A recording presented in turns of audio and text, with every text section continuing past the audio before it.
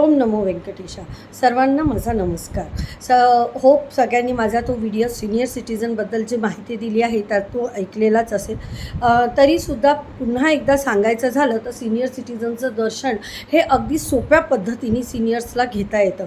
आपल्याला काळजी असते, जसं तिरुपतीला गेलं की खूप गर्दी असते, मग त्या ठिकाणी कसे सिनियर सिटीजन्सला आपण दर्शन, आणि खरंच आहे तिरुपतीला खरंच गर्दी असते, लाईनीमध्ये वगैरे नसते, कुठे नसते, पण ज्यावेळेस आपण मुख्यद्वारा पर्यंत जेव्हा पोहोचतो तिथे खूप गर्दी होऊन जाते आणि त्या ठिकाणी कोणीही काही करू शकत नाही. सगळेजण म्हणजे असं ऐकलं जातं आपल्याला की तिथे कोणी लक्ष देत नाही किंवा असं काही नसतं, कारण तिथे पब्लिक एवढी असते, तिथे एवढा फ्लो असतो भक्तजनांचा की तो सांभाळणं अक्षरशः प्रत्येकाला कठीण जातं त्या ठिकाणी. तर त्या ठिकाणीच फक्त गर्दी होत असते, एक तर मंदिरामध्ये एंट्री करत असताना आणि मंदिरातून बाहेर निघत असताना, तर ती खूप कठीण आहे की सिनियर सिटीजन्स त्या ठिकाणी जाऊन परत वापस येऊ शकतील, त्या लोकांना तिथे धक्काबुक्की होऊ शकते. त्यासाठी त्यांनी अगदी एक उत्तम व्यवस्था केलेली आहे. महिन्यातून एकदा हा स्लॉट ओपन होतो सिनियर सिटीजन्ससाठी आणि 1 ते 3 हा असा टायमिंग असतो.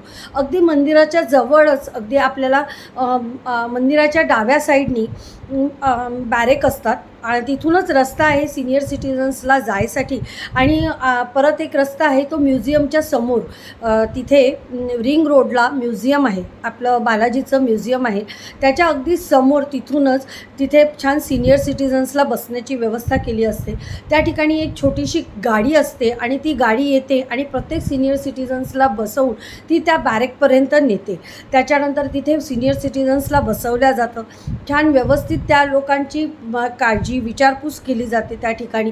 आणि त्या ठिकाणी सिनियर सिटीजन्सजवळ जर का मोबाईल असेल तर त्या ठिकाणी तिथे ठेवायची सुद्धा ती व्यवस्था केली जाते. आणि आता तर असं आहे की जिथे जे सेवेकारी आहेत ते सुद्धा सिनियर सिटीजन्सला मदत करतात आणि त्या ठिकाणी उत्तम प्रकारे ते अन्नप्रसादम प्रत्येक भाविकांना दिलं जातं, प्रत्येक सिनियर सिटीजन्सला दिलं जातं. त्याच्यानंतर तिथे अर्धा ते 1 तास बसवल्यावर 3 वाजता तो बॅरेक खोलला जातो आणि त्यावेळेस अगदी आरामात त्या लोकांना दर्शन दिलं जातं. त्या लोकांना जेव्हा सोडतात त्यावेळेस कुठलीही धक्काबुक्की होत नाही, त्यांना आरामात दर्शन दिलं जातं. फक्त त्यांना लवकर घाई करा असं त्यांच्या शब्दामध्ये म्हटलं जातं, पण त्यांना कुठलीही धक्काबुक्की केली जात नाही. आणि तसंच मला अजून एका गोष्टीची माहिती द्यायची म्हणजे आपल्याजवळ लहान मुलं असतात, तर वर्षाच्या आतील मुलांनासुद्धा त्या ठिकाणी अगदी उत्तम व्यवस्था आहे.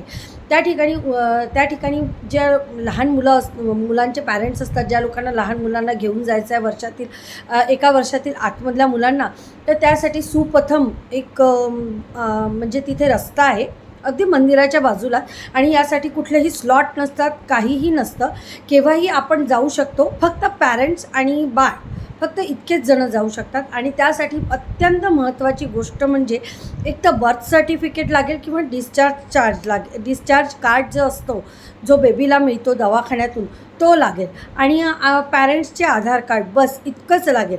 ही सगळ्यात महत्त्वाची माहिती आहे की जे लोक 1 इयरच्या बेबींना दर्शनाला घेऊन जाऊ इच्छितात. बाकी तिथे कुठल्याही परिवारातील व्यक्तींना अलाउ नसतं, फक्त त्या बेबीचे पॅरेंट्स तेच फक्त जाऊ शकतात त्या ठिकाणी. आणि माझा हा जर व्हिडिओ आवडला असेल तर प्लीज माझ्या व्हिडिओला शेअर करा, सबस्क्राईब करा, ही विनंती. आणि मी अजून येणाऱ्या व्हिडिओमध्ये अजून खूप काही माहिती देईन.